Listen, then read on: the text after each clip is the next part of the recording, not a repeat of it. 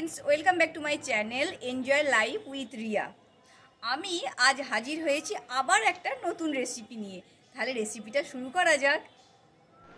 সারা বছর নানা পুজোর দৌলতে অনেকে কিন্তু ভাত খান না, তার বদলে সাবু, ডালিয়া এইসব খেয়ে থাকে। আজ আমি তেমনই একটি রেসিপি দেখাবো, সাবু মাখা, যেটা খুব সহজেই বাড়িতে বানানো যায়। আমি প্রথমে 150 গ্রাম সাবুদানা নিয়েছি, ছোটো দানা সাবু। আপনারা চাইলে বড় দানাও নিতে পারেন। ছোটো দানা হলে একটু কম সময় ভেজাতে হয়, বড় দানা হলে একটু বেশি টাইম ভিজিয়ে রাখতে হয়। সাবুটাকে আমি ভালো করে ধুয়ে নিচ্ছি। ধুয়ে নিয়ে জল দিয়ে পরিষ্কার করে ধুয়ে নিয়ে মোটামুটি ওই ঘন্টাখানেকের মতো রেখে দিচ্ছি। আর বড় দানা হলে এটা আমি প্রায় 2 থেকে আড়াই ঘন্টা রেখে দিতাম ভিজিয়ে। তারপরে এটা আমি খাওয়ার জন্য রেডি করতাম। এটা ভালো করে ধুয়ে ভিজিয়ে রাখছি। ঘন্টা দেড়েক ভিজিয়ে রাখার পর সাবুটা অনেকটাই নরম হয়ে গেছে, দেখুন আমি প্রেস করে দেখাচ্ছি। এবার আমি এটাকে ধুয়ে ভালো করে জল ঝরিয়ে নিয়েছি।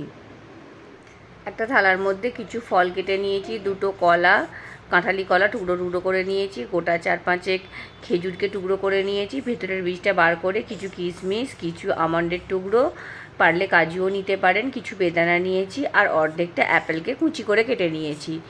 এইগুলো আমি কিন্তু সব এবার এর মধ্যে মিক্সড করব।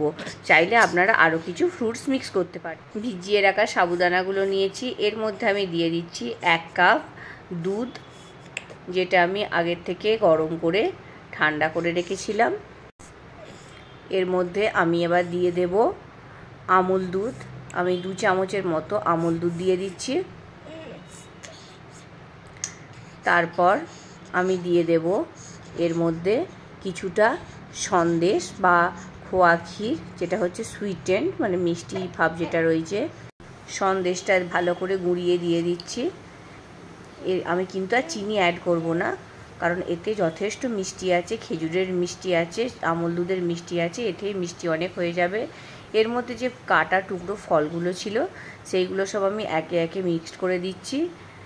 কিশমিশ, আমন্ড, খেজুর, অ্যাপেলের টুকরো, কলা, আর উপর থেকে দিয়ে দেব বেদানার টুকরোগুলো, দিয়ে আমি ভালো করে মিক্সড করে নেব। আপনারা চাইলে আরও কিছু ফল আপনাদের পছন্দ মতো অ্যাড করতে পারেন। এটা কিন্তু একদম মিক্সড করা হয়ে গেছে, খাবার জন্য একদম রেডি। কোনো পুজোর পার্বণের দিনে বা সকালবেলা ব্রেকফাস্টে আপনারা বানিয়ে খেতে পারেন। এটা খুব হেলদি আর টেস্টি, আর এটা কিন্তু পেট ঠান্ডা করে খুব খেয়ে। ধন্যবাদ। কেমন লাগলো রেসিপিটা অবশ্যই কিন্তু কমেন্ট বক্সে কমেন্ট করে জানাবেন। ভিডিওটা ভালো লেগে থাকলে অবশ্যই কিন্তু একটা লাইক করবেন। শেয়ার আর সাবস্ক্রাইব যারা এখনও করেননি তারা কিন্তু সাবস্ক্রাইব প্লিজ একটু করে দেবেন।